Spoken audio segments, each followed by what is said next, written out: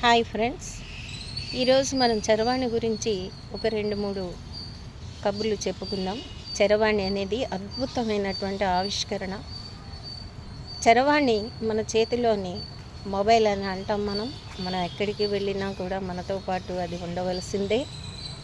దాంతోనే మనం అది ఏ వెహికల్ అయినా, ఒకవేళ మోటార్ బైక్ అయినా, కార్ అయినా, లేదంటే మెట్రోస్లో కానీ, లేదంటే రైల్వే బస్సుల్లో కానీ మనం ఖచ్చితంగా యూజ్ చేసి అందులోనే మనం చాలా వరకు మునిగి తేలుతూ ఉంటాం. బయట ప్రపంచాన్ని అసలు పట్టించుకోవడం అనేది జరగదు. ఇది వరకు పరిస్థితుల్ని క్షుణ్ణంగా అర్థం చేసుకొని చుట్టూ ఏం జరుగుతుందో మనమే ఒక వార్తా వెపన్గా ఉండేటువంటి వాళ్ళం. కానీ ఈనాడు పరిస్థితి వేరు. ఒకసారి అందులో తల దించారంటే ఇంకా తల పైకెత్తడం కుదరదు. అదేంటో మరి తెలీదు. అయితే ఈ చరవాణి వల్ల మనకు జరుగుతున్నటువంటి అనర్థాలు ఏంటి? చాలామందికి జరుగుతున్నటువంటివి మనం చూస్తున్నాం, వింటున్నాం, వార్తల్లో చదువుతున్నాం. అయినప్పటికీ కూడా ఒక నంద్యాలే కావచ్చు, ఒక వరంగలే కావచ్చు, ఇటువంటి దారుణమైనటువంటి మనం ఎన్నో సంఘటనలు చూసినప్పటికీ చరవాణిని మనం అదుపులో పెట్టలేకపోతున్నాం. చరవాణిని అదుపులో పెట్టాలి. పిల్లల చేతికి అందకుండా చూడాలి.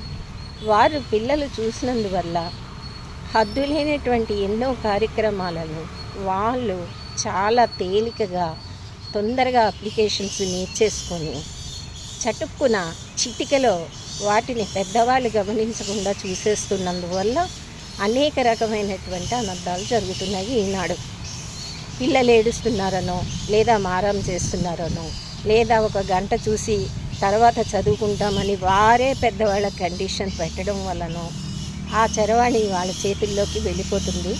దాని దుష్ప్రభావం వల్ల నేడు మైనర్లందరూ కూడా ఒక రకంగా వారికి జరగకూడనటువంటి ఆలోచనలు, రాకూడనటువంటి పరిస్థితులు, వాళ్ళకి ఒక థ్రిల్ అనే రూపంలో ఇది చెయ్యాలి అనేటువంటి ఆసక్తి, ఉత్సాహంతో వారు చేస్తున్నారు. ఇది ఏమాత్రం సమాజానికి మంచి పరిణామం కాదు. కాబట్టి ఖచ్చితంగా పిల్లలకు చరవాణి ఇవ్వకూడదు అంటే పెద్దవాళ్ళే దాన్ని పెట్టుకొని నియంత్రించుకొని దానిని చాలా తక్కువగా వాడటం అనేది పిల్లల ముందర అసలే వాటిని మీరు చూడొద్దు.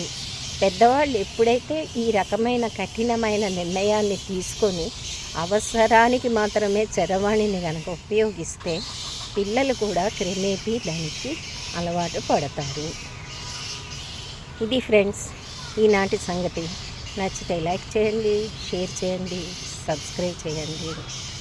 ఊరట have a nice day. Thank you.